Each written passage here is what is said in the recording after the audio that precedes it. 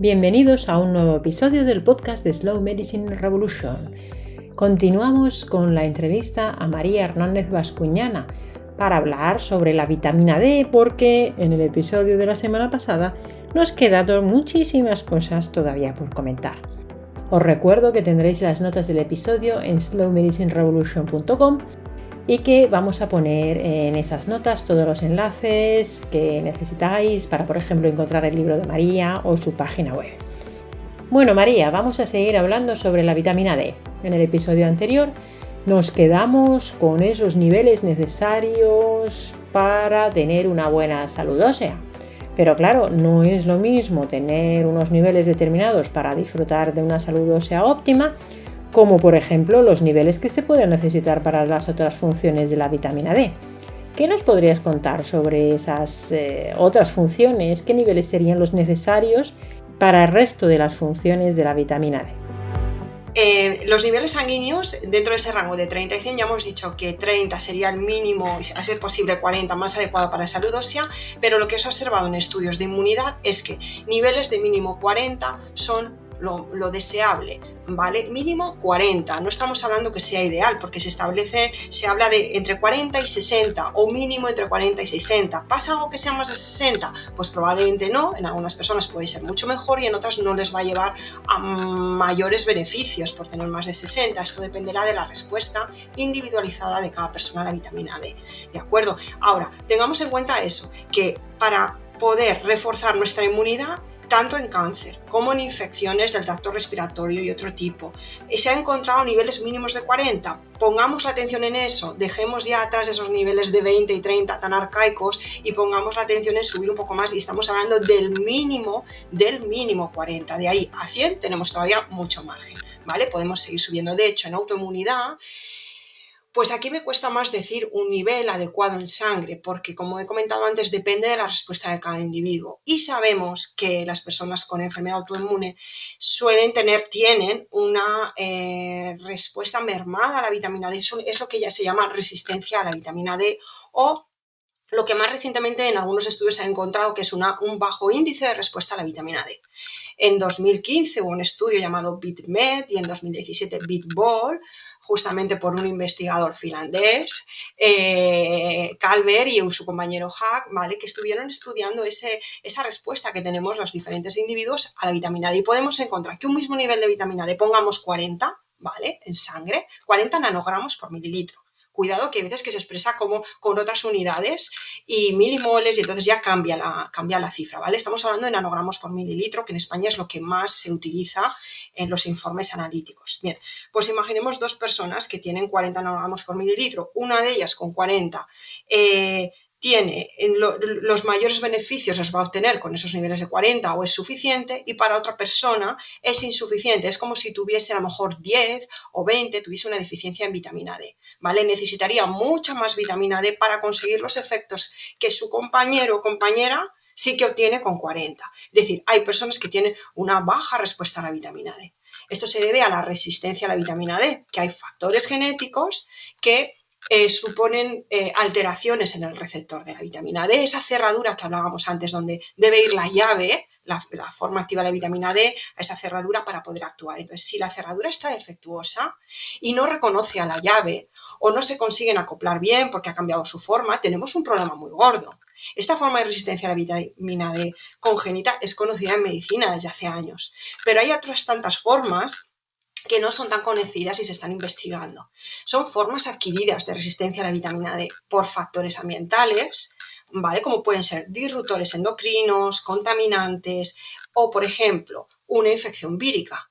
Sabemos que el virus Epstein-Barr y el citomegalovirus, que son virus muy comunes, una vez ingresan en el organismo, bueno, pues pueden quedar ahí calladitos y pueden volver a activarse a lo largo de nuestras vidas. Bien, pues tienen la capacidad de bloquear el 80% de cerraduras que tenemos de vitamina D, de receptores de vitamina D, en aquellas células que han sido infectadas. Si yo bloqueo una cerradura, pongamos que le metemos un palito, un chicle, ¿vale? Para bloquear esa cerradura, cuando llegue la llave, la vitamina D en su forma bioactiva no va a poder encajar y por tanto no va a poder actuar. Podemos tener muchas llaves, ir subiendo los niveles de vitamina D en sangre y en cambio tenemos poca respuesta porque solo funcionan el 20% de cerraduras, ¿vale? Si tenemos en cuenta que un paciente con una enfermedad autoinmune tiene una predisposición genética a la autoinmunidad que además conlleva ya un mal funcionamiento de receptores de cerraduras, o de otras partes del metabolismo de la vitamina D, como puede ser el transportador de la vitamina D, que es una proteína, una especie de taxi que cuento yo en mi libro, aerodinámico, que a la molécula grasa la hace viajar por sangre y poder ir a diferentes tejidos. Si ese taxi está defectuosa, las ruedas pinchadas o no hay suficientes taxis, esa vitamina no va a poder circular, no va a poder llegar tampoco a la cerradura, a la célula, ¿vale? Y puede fallar eso, pueden fallar las conversiones de la vitamina D a esas moléculas más activas. Hay muchos puntos del metabolismo de la vitamina D que pueden fallar o pueden estar mermados. Eso se le llamaría resistencia a la vitamina D y eso es común en pacientes con autoinmunidad, que encima si han sido infectados por un virus, como los que hemos comentado, todo esto se convierte en una bomba de relojería. Podemos llegar a un nivel tan alto de resistencia a la vitamina D que su inmunidad se va a ver deteriorada, su respuesta inmunitaria, se van a disparar sus niveles de inflamación y, bueno, pues además se va a expresar los genes, con esa predisposición que tiene genética a la enfermedad autoinmune, se va a expresar y va a gritar el gen, ¿vale? Entonces, podríamos decir que las pacientes con enfermedad autoinmune tienen una alta resistencia a la vitamina D. Y sabemos hoy en día que actuando, aumentando las dosis de vitamina D en dosis suprafisiológicas, mucho más altas de lo fisiológico, de lo que podemos obtener tomando el sol, podemos salvar esa resistencia a la vitamina D. Podemos revertir, podemos estabilizar al paciente, inclusive se ha encontrado revertir la enfermedad. Esto es muy chocante, pero es una realidad que bueno, pues quizás pueda interesarnos hablar más de ello más tarde. Entonces, concretando, niveles de vitamina D en sangre, pues depende. Hay pacientes autoinmunes con enfermedades más leves y que están iniciándose y bueno, pues que con niveles de 90 en sangre, 120, 200 en sangre puede ser suficiente para ellos y hay otros pacientes que llegan a niveles altísimos de vitamina D por la terapéutica aplicada, pues de 1000 y 2000 nanogramos por mililitro en sangre, con algunos protocolos de alta dosis de vitamina D, sin toxicidad, que esto es lo que más le chocará al oyente o a la oyente escuchar, que pueden haber niveles sanguíneos muy elevados, de 1000 y 2000, estoy diciendo, sin toxicidad. Claro, claro, es que esa toxicidad es la que le da miedo a, bueno, a la gente que mira una analítica y te pone 120, toxicidad, y entonces lo ve el médico o lo ve el del laboratorio y llaman al paciente, ¿qué estás haciendo? Suspende inmediatamente la vitamina D. Y entonces el paciente dice, claro, si le está llevando un profesional, como puede ser tu caso, o el doctor Sergio Menéndez, que es del protocolo de Coimbra que está en España, tiene que tener, digamos, aleccionado al paciente de que no hagas caso porque no te va a pasar nada. Y es que en tu libro también hablas de esto, sobre la toxicidad y el error que todo lo cambia, que es como se llama el capítulo, y hace referencia a un error antiguo que hay sobre, por un lado, las dosis necesarias para mantener niveles adecuados, ¿no? Y por otro lado, lo de la toxicidad realmente no hay que tenerle tanto miedo a la vitamina D como se piensa. Por supuesto, para llegar a estos niveles tiene que ser con control profesional, ¿no? Pero, ¿cuál es este error y por qué no hay que tenerle miedo a la vitamina D y por qué luego hay tanto miedo en sí? Porque probablemente todos estos que le tienen tanto miedo tampoco es que luego hayan visto muchas toxicidades, ¿no? Eso es. De hecho, en España los casos de toxicidad que hay en adultos han sido por un mal uso del hidroferol, que el hidroferol no es vitamina D3 en su forma nativa, no es el colecalciferol que se llama la molécula, es una forma intermedia ya que tiene cierta bioactividad, ¿vale? La que se debe transformar la vitamina D3. Entonces, por un mal uso en cantidades, en regularidad de ingesta, pues sí que se han encontrado casos de toxicidad, ¿vale? En adultos. Por el uso de colecalciferol D3, en España, en adultos, no existen casos de toxicidad. Y es muy raro, no solo en España, en el mundo es muy raro. En bebés sí que lo hay, con unas cantidades bárbaras de vitamina D3 diarias que le han administrado a las madres por desconocimiento y han habido casos de toxicidad que algunos revierten y algunos no. Hay un caso de un bebé que le llevó a la muerte, o sea que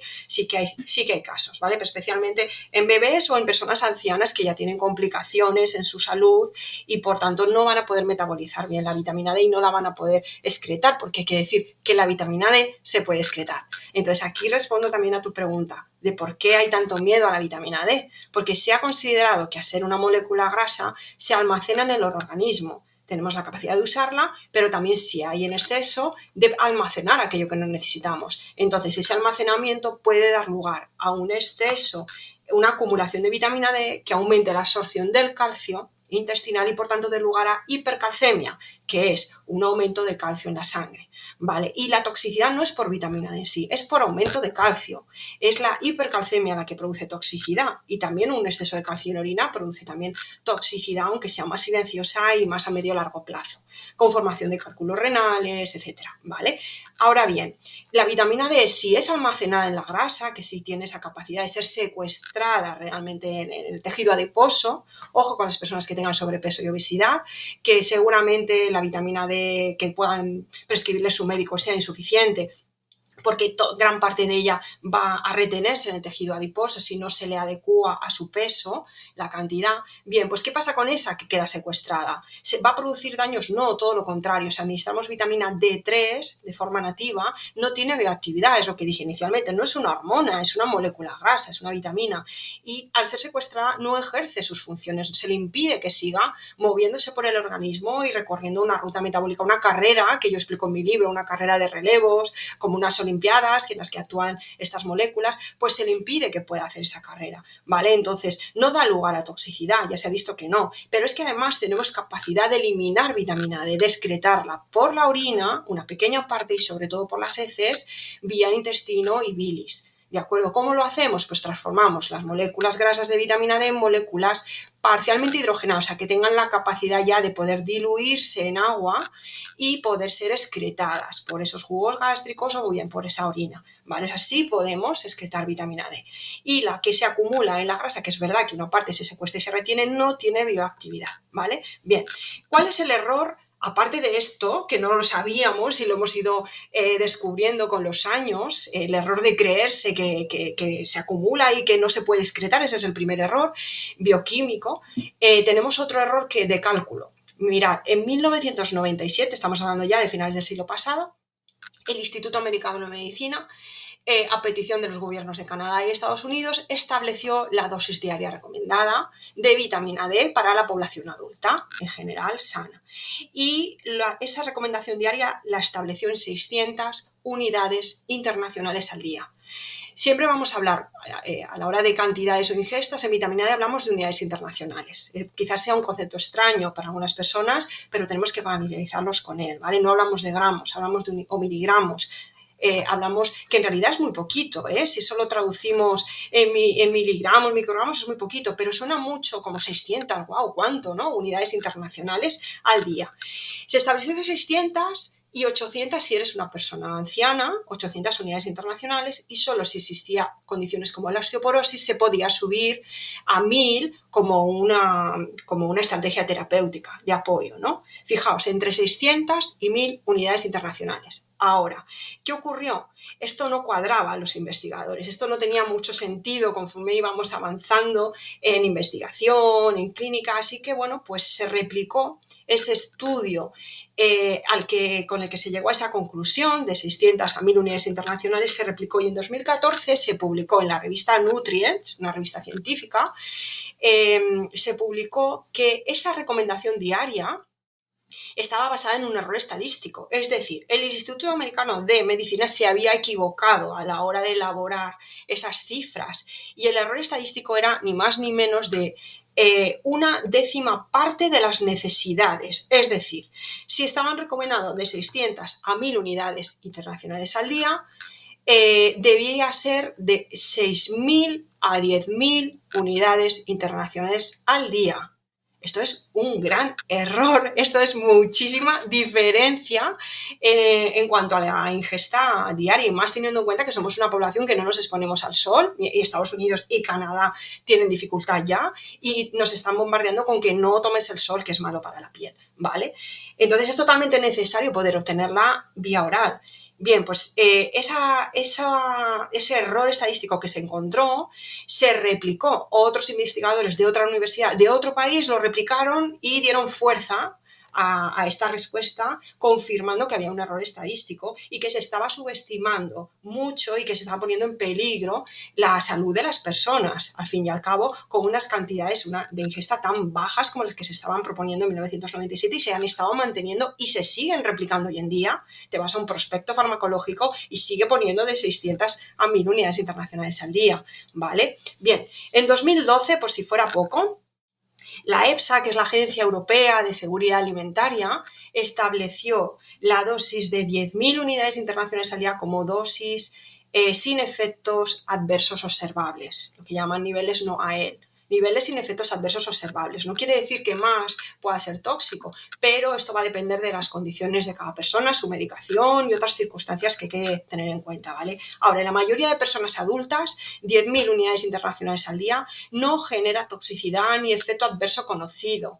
Cuidado, yo aún así me gustaría aquí hacer una llamada a la prudencia. Cuidado, porque tenemos que contemplar algunas circunstancias, hacer una valoración nutricional de conjunto en la persona y considerar farmacología, que en algunos casos hay antagonistas del calcio o algunos medicamentos que pueden dar lugar a arritmias o algunos diuréticos del calcio que puede propiciar un aumento de calcio. Entonces, no es que no sea fisiológico 10.000 unidades al día, es que como estamos tan medicalizados y también tenemos tantos contaminantes alrededor y tenemos tantas circunstancias clínicas o nuevas, incluso novedosas de estos últimos siglos, que debemos de considerar, no creo conveniente que una persona recurra a una dosis de 10.000 porque sí, ¿vale? Sin una valoración previa del estilo de vida, de la hidratación, de nutrientes que se están bajos, puede también dañar el metabolismo de la vitamina D o absorberse más metales pesados, por ejemplo, eso es un peligro, ¿vale? Al que podemos llegar. A los tóxicos que estamos expuestos, a los fármacos que estamos consumiendo, todo esto un profesional debería de considerarlo. ¿De acuerdo? Y bueno, pues qué deciros, que por ejemplo ese mismo Instituto Americano de Medicina que estableció entre 600 y 1000 unidades internacionales al día, la recomendación diaria, también dijo que la cantidad máxima admisible era de 2000 unidades internacionales al día. Cuidado con tomar más, o sea, no te pases de 600 o de 1000, pero en el caso de que algún día te tengas que pasar por algo, nunca superes 2000, eso es inadmisible, ¿no? Luego, no sé si por bochorno o por qué, porque caía por su propio peso, subió a 4000. Pero bueno, ahí siguen, establecidos en 4000, a pesar de que los diferentes estudios dejan muy claro que no hay toxicidad en la mayoría de personas adultas. También añadiría que pesen 50 o 60 kilos, a partir de ahí, ¿vale? Para una dosis diaria de 10.000 a largo plazo. No estoy hablando de un mes o dos, estoy hablando de años. Así se ha recogido de los diferentes estudios que hay.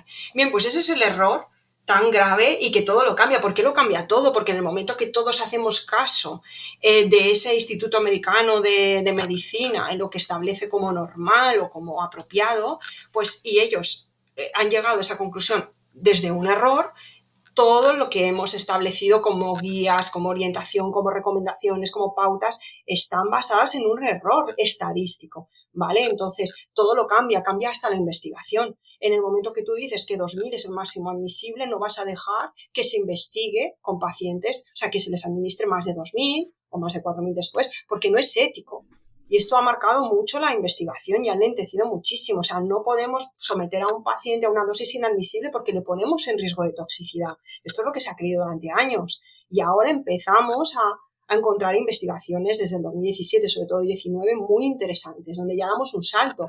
Encontramos estudios de pacientes que se han administrado 50.000, 60.000, pero bueno, en estos casos son con enfermedades autoinmunes. Si no, no entramos en dosis tan altas, ¿vale? Sí, sí, la verdad es que este error es, a veces, no sé dónde lo leí una vez, hace mucho, decían que en medicina para hacer un cambio de paradigma hacían falta 17 años de media.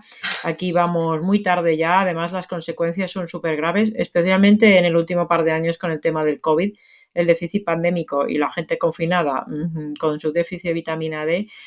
Ha tenido consecuencias graves en la morbimortalidad global del COVID, por ejemplo, por mencionar algo muy reciente.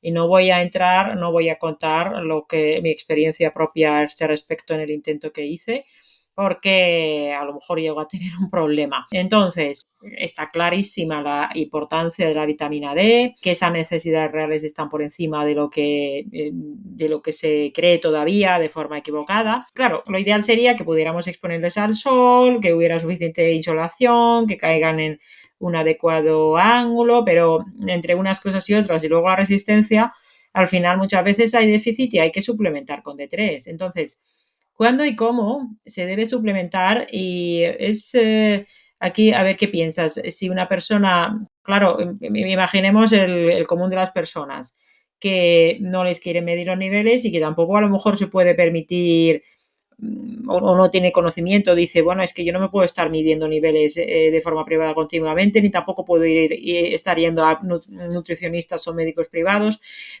¿Qué sería una recomendación así, vamos a decir, razonable sobre una suplementación? ¿O siempre lo tiene que pautar un profesional? ¿Se tiene que suplementar todo el mundo? ¿Cómo lo ves esto?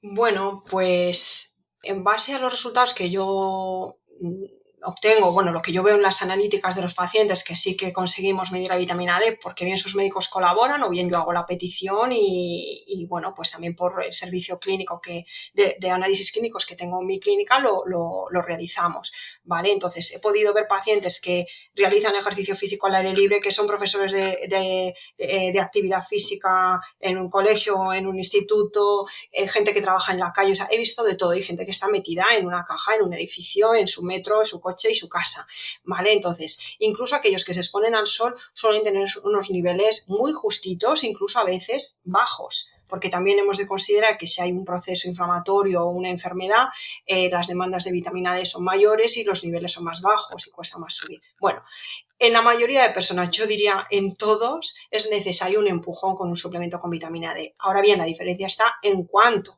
Hay la diferencia entre una persona y otra. En primer lugar, yo recomiendo exponerse al sol sin lugar a dudas, sabiendo cómo, de forma inteligente, de forma respetuosa con la piel, pero exponerse al sol. Y Que además, esto lo cuentas en el libro, que lo cuento en perdona, el libro, que lo cuentas en el libro, que efectivamente. ahora no lo vamos a hablar, pero en el libro lo detallas. Efectivamente, hay que ejercitar la piel, la tolerancia al sol, ¿vale? Y además es que es lo correcto para evitar daños en el verano. Bien, pues entonces exponerse al sol sería lo primero. Y después, esto hablo de una población general, porque cada persona es diferente y hay que considerar que yo en consulta atiendo en clínica con patologías y entonces es un poquito diferente, ¿vale? En personas vamos a imaginar que están sanas o bueno, ya normalizamos como ir a medio gas, estar sano, como que si tengo dolores menstruales es normal porque es una herida que viene todos los meses, que sangra. Esto no es normal, aprovecho para decirlo, con la vitamina D en un buen estado sérico, la mujer no tiene que tener dolores menstruales, ni premenstruales, ni síndrome premenstrual, tienen que desaparecer o tiene que ser una ligera molestia, ¿de acuerdo? Bueno, pues entonces, lo recomendable serían entre 4.000 y 5.000 unidades internacionales al día en una persona adulta. No estamos hablando de niños, ¿de acuerdo? Estamos hablando de personas adultas. Además, exponerse al sol, porque en muchas de estas personas adultas 4.000 o 5.000 no será suficiente. Aunque lo busquen a través de la alimentación. Hay veces que a mí me vienen las personas y me hablan de todo lo que hacen para obtener vitamina D, ¿no? Y yo también antes era muy, bueno, en realidad era ingenua, ¿no? Muy idealista, que con el estilo de vida lo podemos conseguir y soy defensora del estilo de vida a muerte, pero es que hay una realidad a la que tenemos que atender, que hoy en día el estilo de vida no nos da lo suficiente, ¿de acuerdo? No nos lo da. Por ejemplo, el salmón, si es de piscifactoría, suele contener la mitad o menos todavía de la cantidad de vitamina D que tiene un salmón salvaje. Depende también de los países, de las zonas de pesca y de la alimentación que reciben. Y eso que el salmón es de lo que se salva, o sea, los pescados todavía se salvan en cantidad de vitamina D, pero a su vez también tienen tóxicos y tienen disruptores hormonales. Bueno, luego tenemos huevos, por ejemplo, tenemos la leche, los nutricionistas replican esos alimentos ricos en vitamina D y los médicos a veces también, sin saber que realmente esos alimentos no tienen vitamina D. Porque si el animal no se ha expuesto al sol, ¿cómo va a tener vitamina D? Si un humano no se expone al sol, no tiene vitamina D. Decimos, bueno, pues como huevos, bebo leche, además entera, para que no haya sido desnatada y esa molécula grasa no haya sido retirada. No, la leche entera no tiene vitamina D. Apenas es prácticamente inapreciable. Y no lo digo yo, está publicado en páginas del gobierno, del ministerio, en la Federación de Industrias Lácteas de España. En España las leches no se fortifican porque se considera que es un país soleado, que nos sobra sol a todos y que vamos a sintetizar todos vitamina D. Pero si las vacas no están expuestas al sol, si hemos cambiado nuestro sistema de producción y esas gallinas también están en jaulas y no están al exterior, no van a poder sintetizar vitamina D. O sea, eso sería un milagro. La vitamina D milagrosamente no se obtiene del sol. Si no hay sol, no se obtiene. Si las setas, por ejemplo, no han sido secadas al sol, no van a tener apenas vitamina D. Un ejercicio muy bueno es cuando compramos champiñones o setas, algo que podemos hacer nosotros es laminarlas, dejarlas separaditas en una bandeja y exponerlas al sol.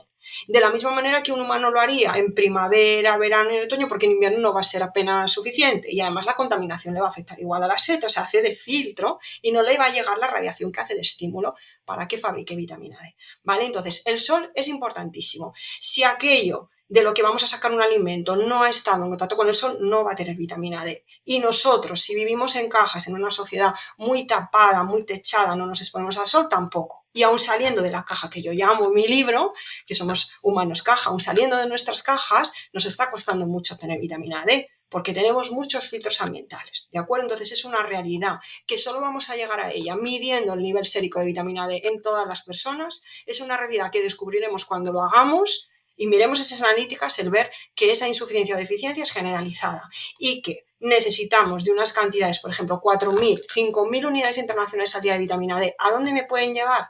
Pues me pueden llevar a niveles de entre 30, 40 o 50 como mucho. Es difícil, pero hay personas que pueden llegar con 5.000 a 50 nanogramos por mililitro, ¿vale? Depende de la persona, puede estar entre 30 y 50. Es una cantidad muy moderada, es una cantidad que se ha utilizado en los últimos años como recomendación general por parte de investigadores. Tú, Sari, también colaboraste en un documento firmado por 200, creo que era, profesionales, médicos e investigadores. Sí, lo firmé, sí. Eso es, para actuar en la sociedad, para reponer los niveles de vitamina D con la realidad que estábamos teniendo, esta crisis que teníamos por COVID y nuestro sistema inmunitario estaba debilitándose porque no nos exponíamos al sol, menos todavía que antes, ya de por sí veníamos de una forma de vida que no nos exponíamos al sol. Entonces se recomendó pautar, administrar 4.000 unidades internacionales al día a la población adulta. En España, por ejemplo, se permite fabricar hasta 4.000. Hay alguna marca que es 5.000. Ya no sé si esto ha cambiado, porque creo que iba a cambiar en los últimos años, y cambia en función de cada país. O sea, no os creáis que es una delimitación por cuestión de toxicidad. Es que tú te vas a Bélgica o te vas a Portugal o te vas a otro país y tú puedes producir cápsulas o softgel, o sea, lo que llamamos perlas con gelatina de 10.000 unidades internacionales por dosis. También existen marcas que comercializan 50.000 unidades internacionales por dosis. Otra cosa es con qué frecuencia hay que tomar eso, ¿vale? Entonces, bueno, pues es fácil encontrar en España, en una parafarmacia se puede solicitar o en una dietética, cápsulas de 4.000 unidades internacionales y alguna de 5.000, ¿vale? Pero que no lleve calcio añadido, por favor. Y no hay que tomar suplementos de calcio cuando administramos vitamina D. No es necesario. Al revés, es que el peligro de toxicidad lo estamos poniendo al suplementar calcio, que es lo que los médicos suelen hacer. Calcio con un poquito de vitamina D, mucho calcio y poquita vitamina D. Cambiemos el orden. Mucha vitamina D y un calcio moderado, normal, el alimentario, es suficiente. ¿De acuerdo? Y el magnesio, ojo, que el magnesio suele estar deficitario, sí. Si el magnesio está bajo, no va a metabolizarse la vitamina D. Es importantísimo. De hecho, hay estudios que ya han encontrado diferencias entre los resultados de administrar vitamina D al tiempo que se administra magnesio o se refuerza en la alimentación de aquellos en los que no se refuerza, ¿vale? Porque no va a actuar igual la vitamina D. Con lo cual tenemos estudios también que están mal diseñados. O sea, intentamos sacar conclusiones, ver hasta qué punto la vitamina D realmente es efectiva sin considerar el estado nutricional del paciente, cuando sabemos que si el magnesio está bajo, de nada sirve ir subiendo la vitamina D. Al revés, vamos a demandar más magnesio y le vamos a empobrecer, vamos a llevar un estado fisiológico bajo en magnesio, porque necesitamos magnesio para transformar la vitamina D nativa en moléculas bioactivas y también para transformarlas en moléculas de excreción, ¿vale? Hacia su excreción inactivas, hacia la excreción y hacia la activación. Necesitamos siempre para el receptor celular, necesitamos magnesio, también necesitamos hierro. En la última forma de la vitamina D de transformación necesitamos hierro. Si la persona está baja en hierro, en ferritina, sus reservas de hierro están bajas, podemos tener una mala conversión hacia la forma activa. Todo esto tenemos que considerarlo, el zinc también, la vitamina A para las acciones de la vitamina D. O sea, deberíamos hacer una valoración nutricional en conjunto que no se hace y tampoco se investiga apenas. Y los resultados, por tanto, no son fiables. Solo medir las funciones de la vitamina D en base a unos niveles séricos de vitamina D o en base solo a unas cantidades administradas orales de vitamina D. Claro, es que aquí el error que se comete es ese error que tiene tendencia la medicina, supuestamente medicina basada en la evidencia, pero realmente no es así, no es verdaderamente así. Cuando se hacen estudios con vitamina D y le dan a un grupo de pacientes 2.000 unidades de vitamina D y calcio y a otro no le damos nada.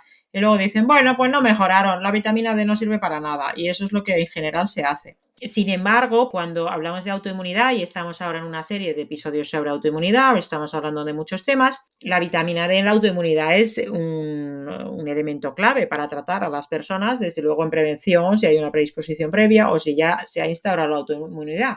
Pero claro, tampoco es que una persona, imaginemos una persona con una autoinmunidad, me da igual, ya puede ser un Hashimoto, puede ser una celiaquía, puede ser una autoinflamación como una espondilartropatía, y entonces la persona pues oye por ahí campanas o lee tu libro o escucha alguna cosa. Si lee tu libro ya sabrá que hay que hacer más cosas, pero puede ser que ahí por ahí alguien oiga campanas y diga, la vitamina D mágica, voy a tomar un montón de vitamina D y ya está.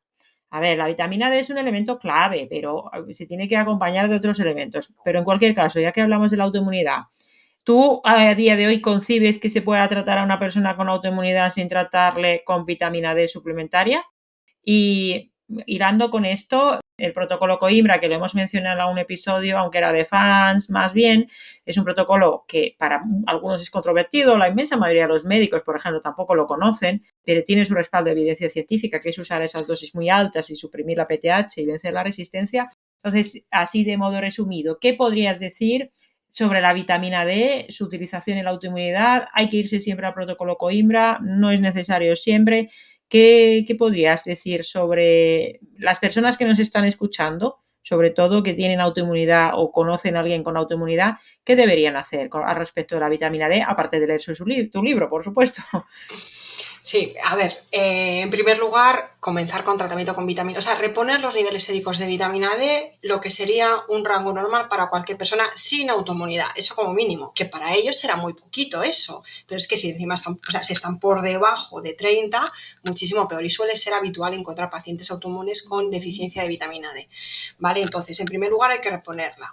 Y además se debe de ajustar esa vitamina D a ese paciente. ¿Cómo vamos a...?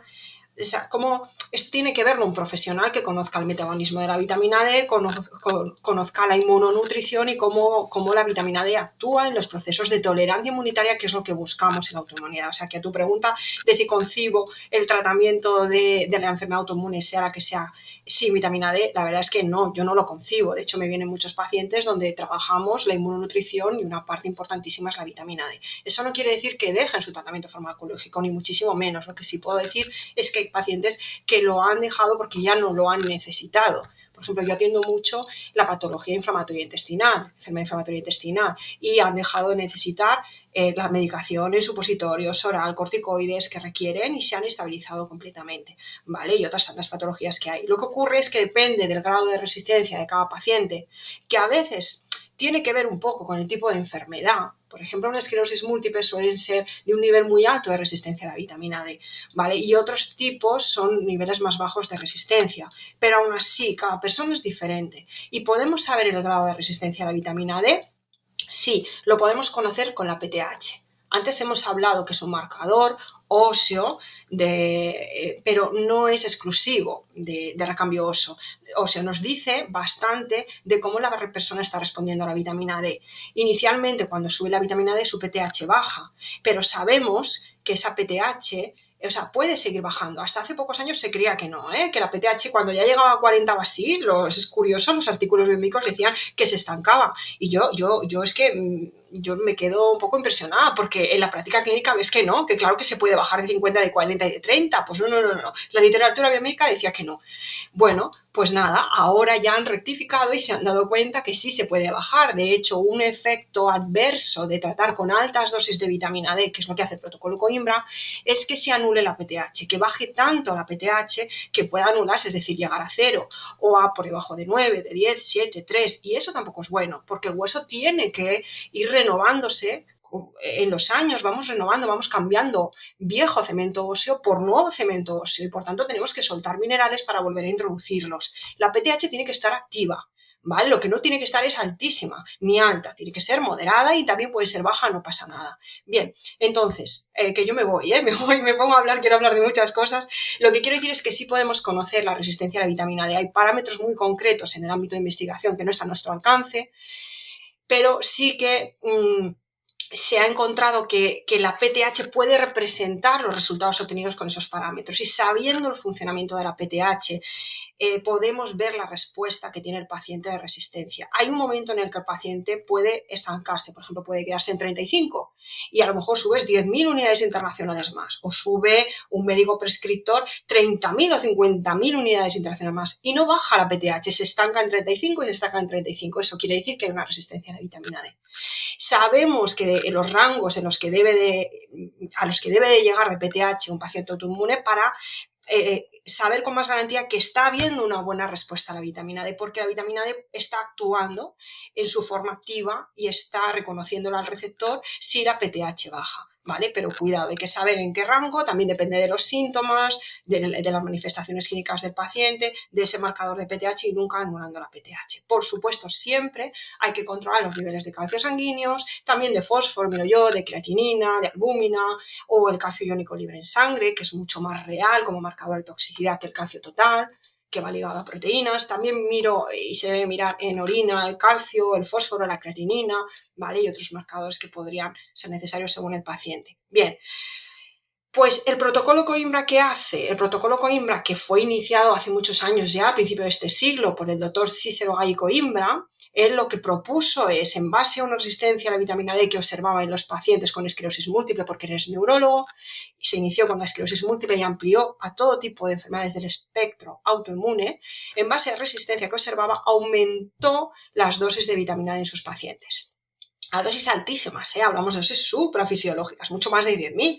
Hay pacientes que pueden estar con 50.000, con 100.000 unidades internacionales, y que encontró pues que muchos de estos pacientes se estabilizaban, inclusive, cuidado con esto que es muy interesante, algunos daños producidos por desmineralización en la esclerosis múltiple, daños neurológicos, se revertían siempre y cuando la lesión no se hubiese originado más allá de un año antes de acudir a consulta y empezar el tratamiento con la vitamina D.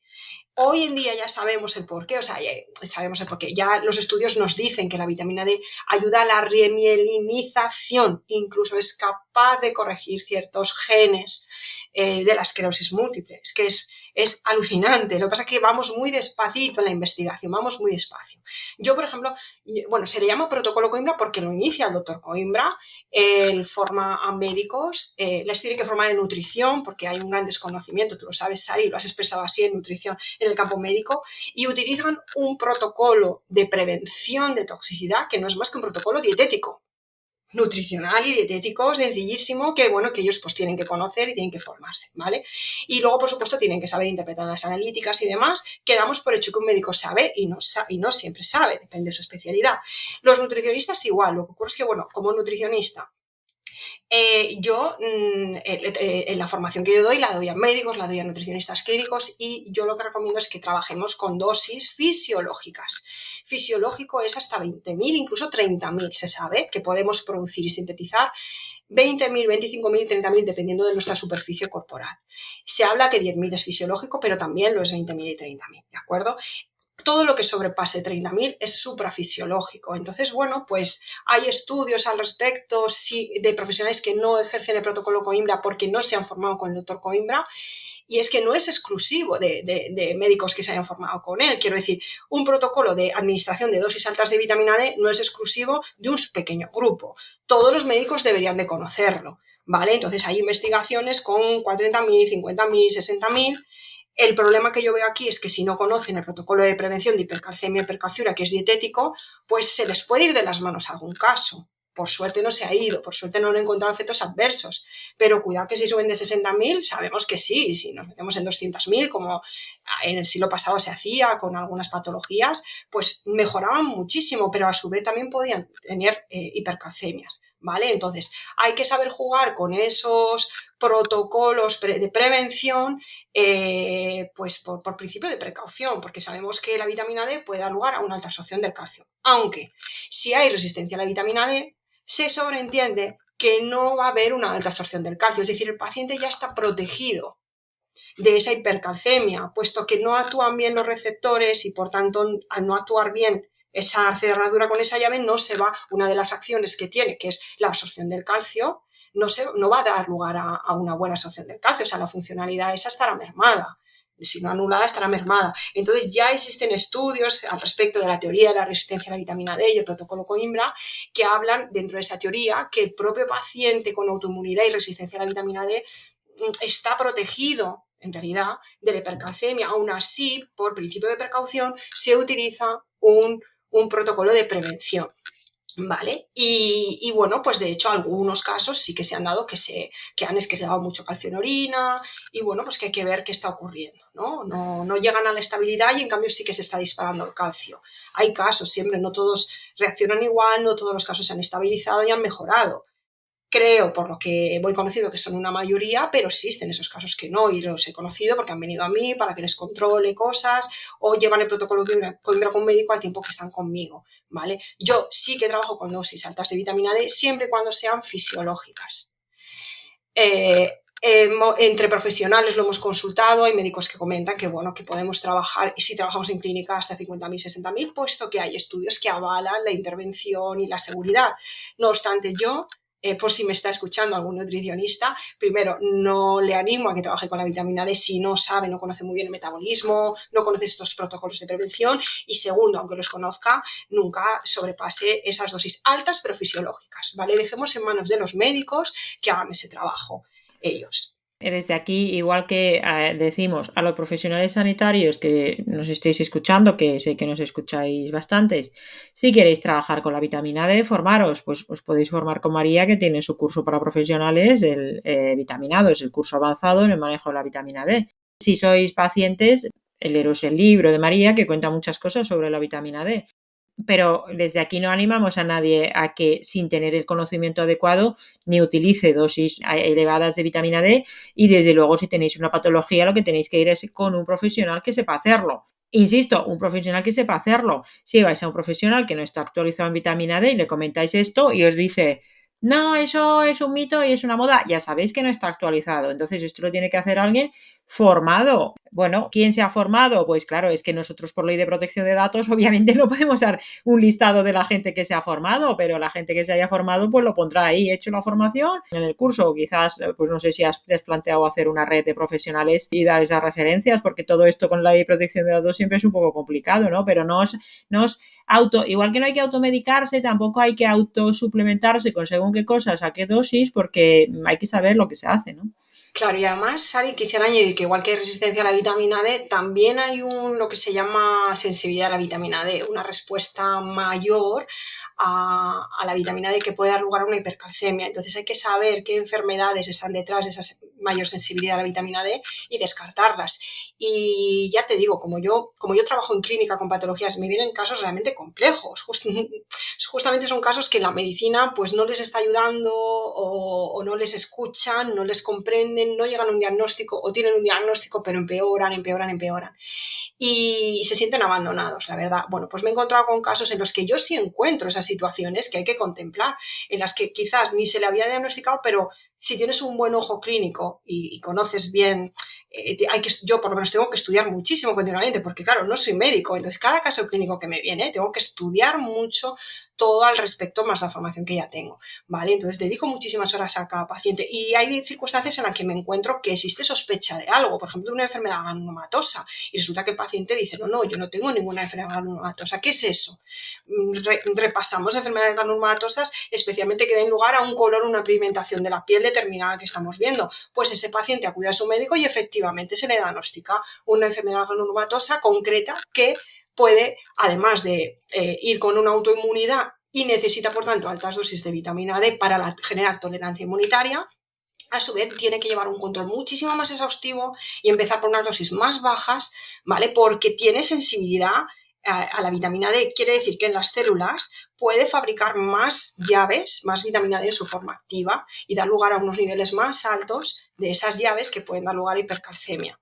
Porque también debo decir que la vitamina D no se transforma en formas activas solo en el hígado y en los riñones. Tenemos la capacidad en nuestras células de diferentes tejidos de poder transformar esa forma nativa de la vitamina D en otras formas bioactivas. No necesitamos tanto como se nos dice del hígado y por tanto nos hablan tanto del hidroferol. Se sabe ya que si no hay un 80% de insuficiencia hepática podemos producir vitamina D en su forma semiactiva, ¿vale? No necesitamos solo los riñones para poder terminar de activarla, podemos hacerlo en diferentes tejidos. Y los daños hepáticos se pueden revertir con la vitamina D3 en su forma nativa.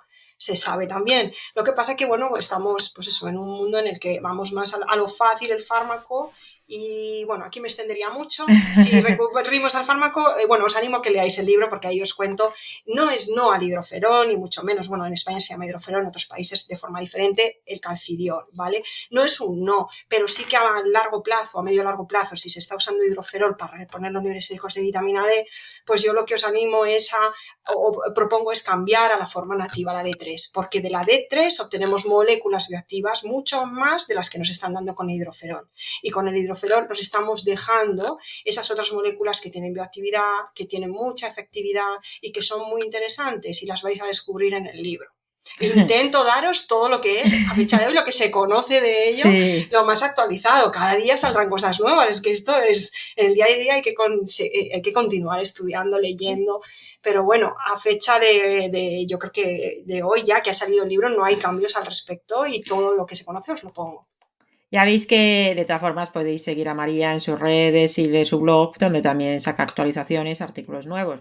Sabemos, por lo tanto, hemos visto y ya estamos para acabar porque ya pues nos has regalado muchísimo de tu tiempo, que el tiempo es oro. Realmente podríamos hacer un episodio para cada una de las situaciones en las que se podría utilizar la vitamina D porque tiene su papel en la fertilidad, en el dolor crónico, que también afecta a personas con autoinmunidad, en la depresión, los trastornos de estado de ánimo, que también afecta a personas con autoinmunidad, en el cáncer, bueno, en las enfermedades metabólicas, cardiovasculares, en múltiples situaciones, y cada uno podría dar para 1 o 2 capítulos, pero hemos llegado hasta aquí.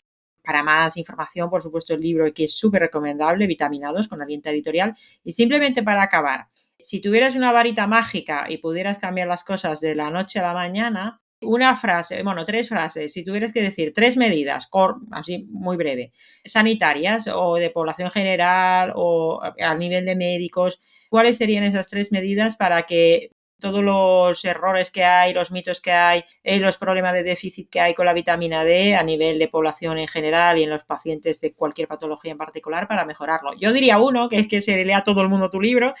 Desde aquí pues lo lanzo, pero si tuvieras que ser esas 3 cosas de 1, 2 y 3, ¿cuáles serían? Sí.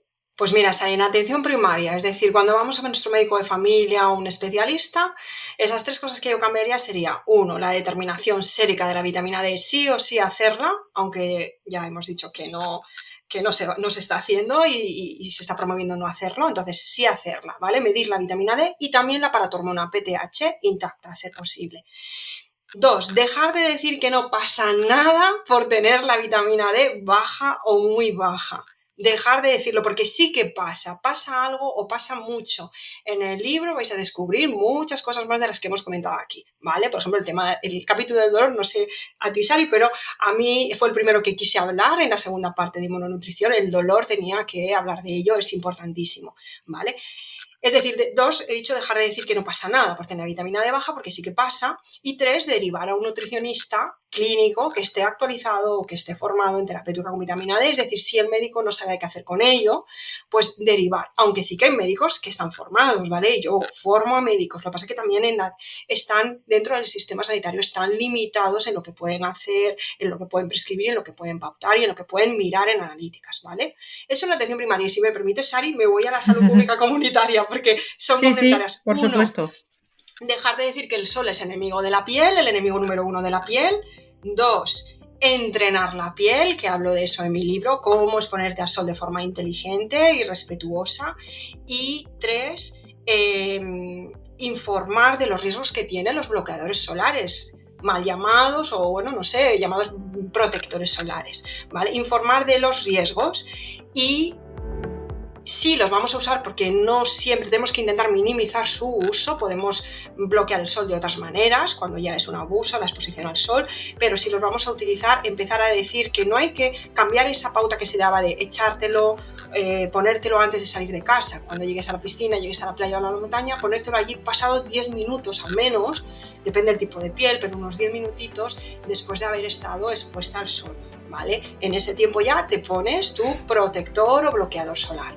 Esos serían los 3 puntos a nivel de salud comunitaria.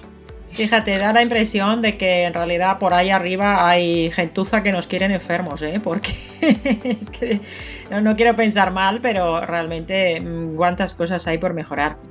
Pues muchísimas gracias, María, la verdad es que ha sido un placer.